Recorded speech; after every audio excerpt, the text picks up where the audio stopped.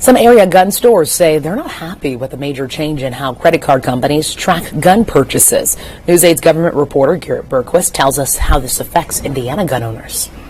Credit card companies say this is a way to flag the large purchases of firearms and ammunition that have often come before mass shootings. But one gun store owner says this could end up ensnaring people who buy firearms for all kinds of reasons. The Financial Crimes Enforcement Network has now gone off the rails with its authority. Not only are they targeting gun purchases, but they're also targeting speech.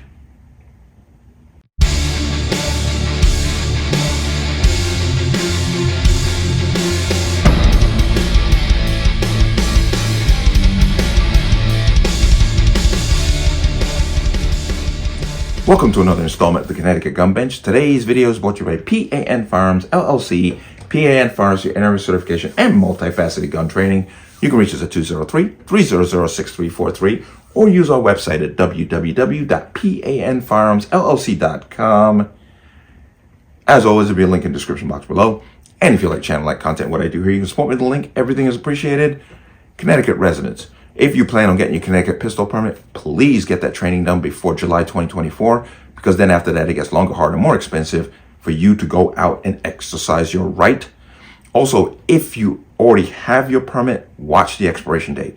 Don't let it expire. If it expires after July, you're going to have to do the new training. There is a link to the online renewal for pistol permits in the state in the description box. Don't let that thing expire. Let's talk about this.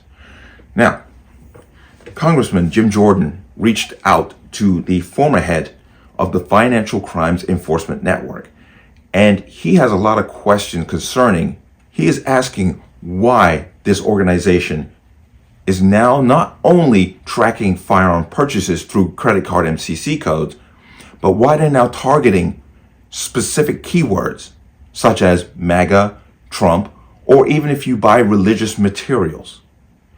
Let me come into here. Okay, Jordan demands answers on surveillance of American gun purchases. Congressman Jim Jordan has sent a letter to the former Financial Crimes Enforcement Network Director of the Office of Stakeholder Integration and Engagement in the Strategic Operations Division, Noah Bishop, demanding he testify in front of the Committee on the Judiciary and the Select Subcommittee on the Weaponization of the Federal Government. Now, this financial crimes network is part of the United States Treasury, and its mission is to safeguard the financial system from illicit use, which is fine. You don't want, terrorists laundering money, so forth and so on. But what they have done is they've expanded their power by using, and I've spoken about this a lot, credit card companies have MCC codes, which are specific codes to specific purchases.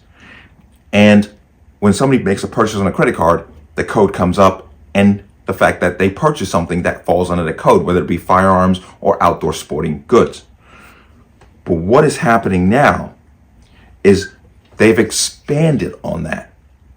So not only are they tracking firearm purchases, claiming they're looking for potential active shooters, they're also looking at language. And I'm going to come down to here. In addition to monitoring gun sales, FinCEN also wanted banking institutions to search Zelle messages. Zelle is a banking app for terms like MAGA or Trump to identify possible persons of interest. FinCEN went even further and marked people for simply buying religious books as possible extremists.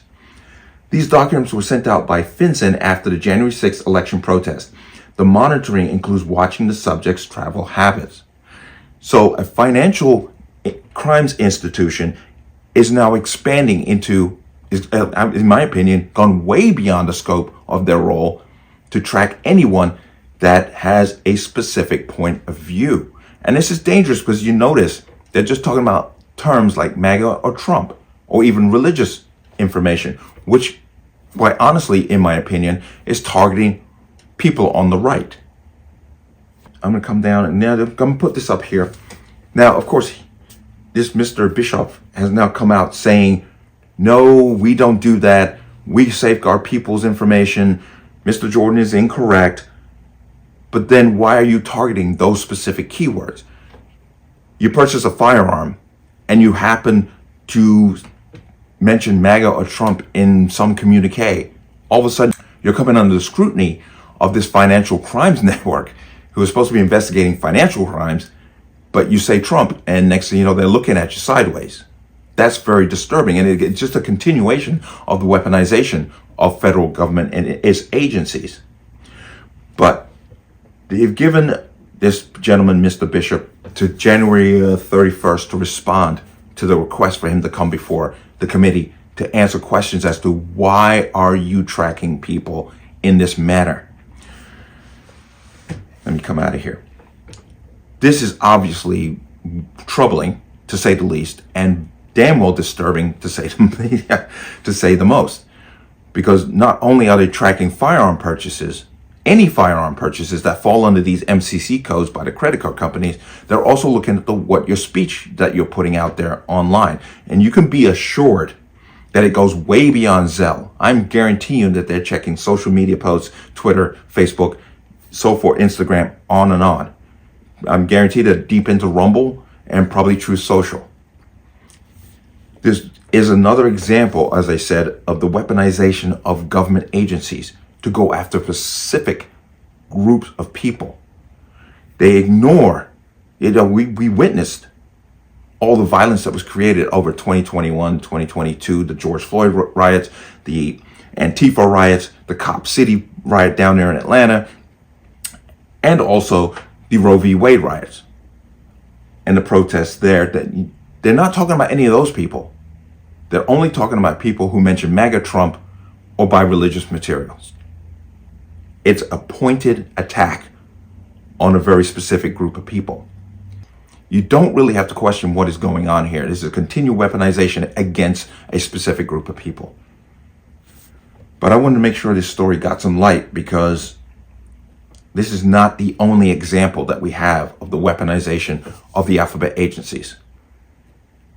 And we should very definitely be paying attention with everything that's going on. You have to back up and see the forest, not just the trees.